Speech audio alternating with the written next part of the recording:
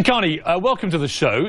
Tell me where we are with all this. Is it inevitable that you will have to sit down, your man, the President, and Speaker Boehner, and just thrash out a deal?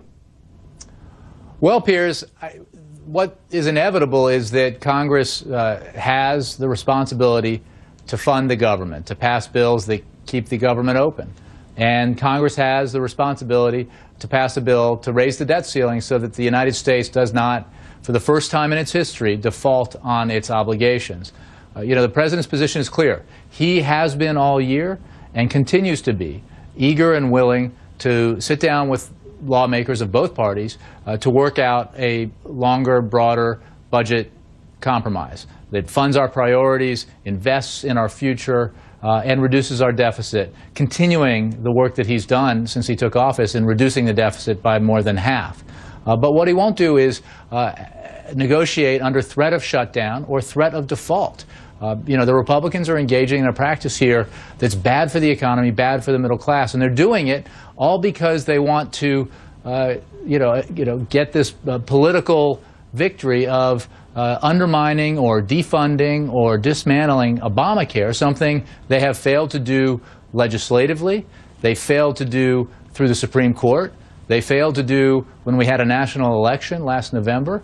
Obamacare, the Affordable Care Act, is the law. It's providing benefits to millions of Americans. It's providing benefits to millions of Americans. And as you know, today, a new phase opened where millions more Americans will get those benefits. But see, I'm not really disputing anything you've just said, so I'm kind of on your side on this. But, and it's a big but, the government is shut down. So at some point, there has to be a form of negotiation, whatever form that takes. And when I spoke to President Bill Clinton last week, and former Speaker, obviously, Newt Gingrich, they both said that when they went through the last shutdown, they talked every single day, wrestling with all the complexities of this kind of situation to try and get to a point of agreement. Why is that not happening between the President and John Boehner?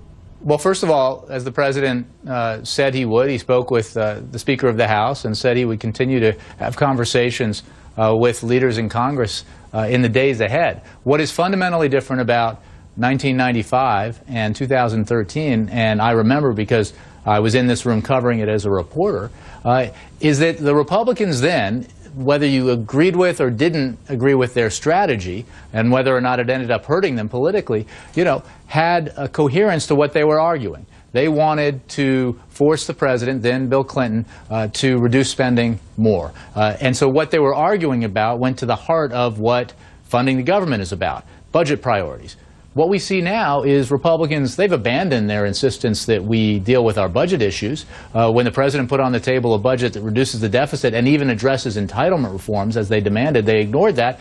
Now they're making this about, getting a political scalp, which is somehow defunding or dismantling or disrupting the implementation of the Affordable Care Act. The President won't do that. If Speaker Boehner, though, if he can't get any kind of concession on the defunding of any part of Obamacare or any change at all to appease the Tea Party renegades who are driving all this, his position becomes untenable. Does that suit the White House, that Speaker Boehner's position reaches that place? We are agnostic when it comes to how Republicans pick their leaders in Congress. And the President actually has a good relationship with and likes and enjoys John Boehner's company.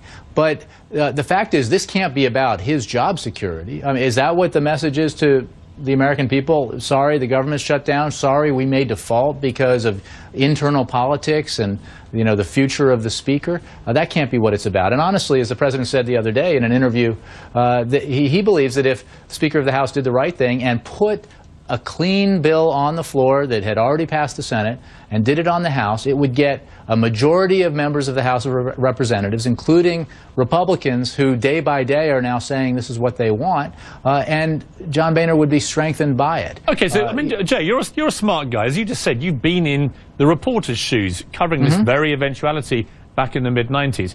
How does this play out? How does this end? Well, first of all, I'd say we're making no demands. The President has asked for nothing in return for Congress funding the government, or in return, of signing the bill that would fund the government, or in return for signing the bill that would raise the debt ceiling.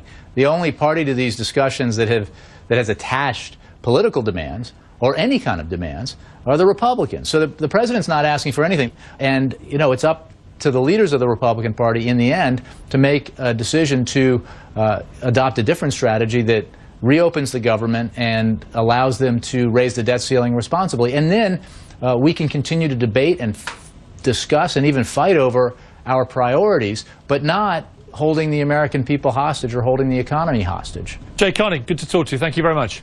Piers, thank you.